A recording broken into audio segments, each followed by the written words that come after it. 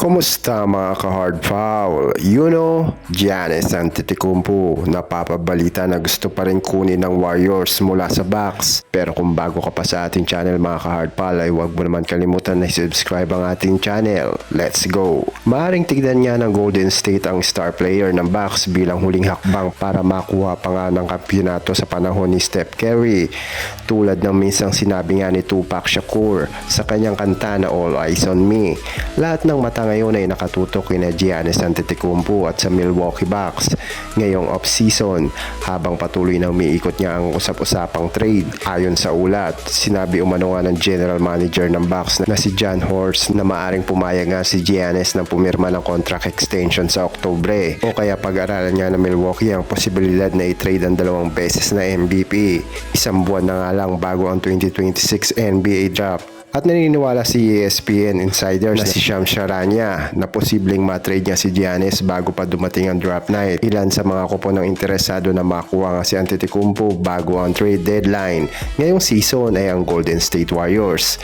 Posibleng trade package ng Golden State para kay Giannis Antetokounmpo sina Jimmy Butler, Brandon Podziemski, number 11 overall pick, 2028 first round pick, 2020-30 first round pick din yan. At 1.5-20 via GSW. Kasama din ang 2032 first round pick kabilang umano ang Golden State Warriors sa mga kuponang susubok kunin ng bituin ng Milwaukee Bucks. Kailangan niya sulitin ng Golden State Warriors ang natitira nilang tsansa para magkampiyon kasama si Stephen Curry.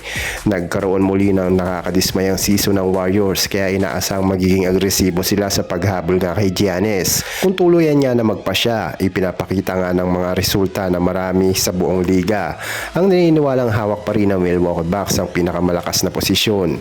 Ngunit malinaw din ang kinabukasan ni Giannis Antetokounmpo ay isa sa pinakamalaking usapin at pressure point ngayon sa NBA para sa Bucks. Hindi nga lang ito tungkol sa pagpapanatili kay Giannis sa koponan, kundi tungkol nga rin ito sa pagpapatunay at pagbibigay ng kumpiyansa.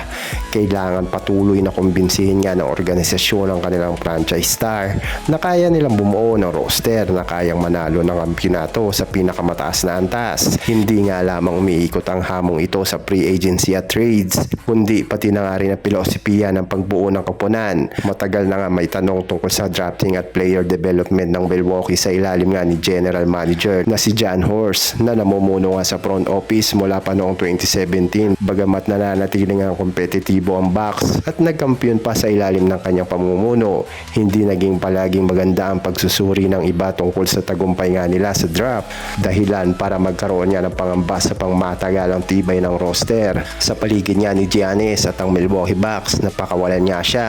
Matinding pangangailangan niya ng Warriors na makadagdag ng isa pang superstar katabi nga ni Curry na magte-39 years old na nga sa susunod na season. Tumatanda na nga rin si Draymond Green habang si Jimmy Butler ay nagtamo nga ng punit na ACL noong nakaraang season.